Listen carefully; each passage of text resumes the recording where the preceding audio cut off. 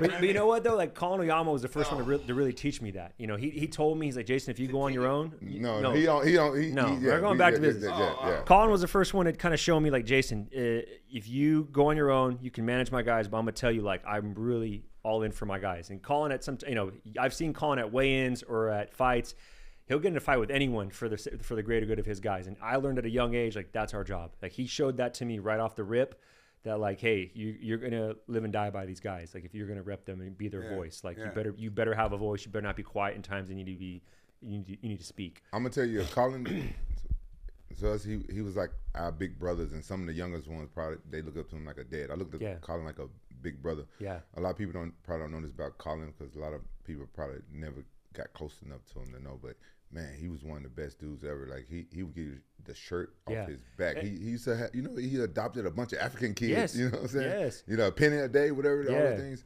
And I always thought that stuff was scams, but it's his intent. He had a good heart. So I felt like a lot of us fighters was a charity case, because a lot of guys couldn't afford to pay him. Exactly. But he still trained them just as hard as he trained us. Exactly. And that's what I meant earlier on. Like, he's kind of a slow started warm up to, like, a lot of people don't get to know him. You know what I mean? I say it as a compliment to him. He's very reserved. Yeah. And to me, like, I don't know what he saw in me or what interest he took in me, but I mean, I always try to give him his due. Like, hey man, you changed my life. I was gonna go to law school. I didn't know what I was gonna do. Yeah. And you're like, dude, come over here. Come he don't like everybody. No, he doesn't. And you would know it right away. Yeah. So like right away when he took it to me, I was like, oh man, I went home all happy that day at the gym. My first time meeting Colin, it was right after I fought Sakuraba, and Tito was training in Big Bear, and this was my first time going training with Tito.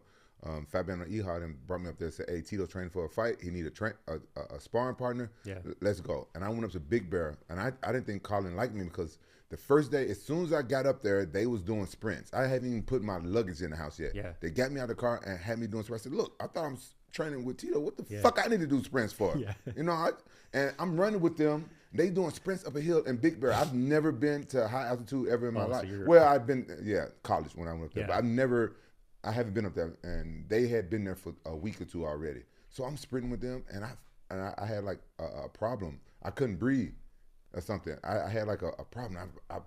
Colin thought I was faking. So I was like, he thought I just, because I was complaining. You could hear me complaining getting out the car. Because as soon as I got out the car, they made me do sprints. So he thought I was faking, but I wasn't. And I didn't think Colin liked me at first. So it took me a while to warm up to him. Oh, he always speaks the world of you. He always tells us stories about his early days when he was working with you and stuff, and good memories, good times. We had some good times. Yeah.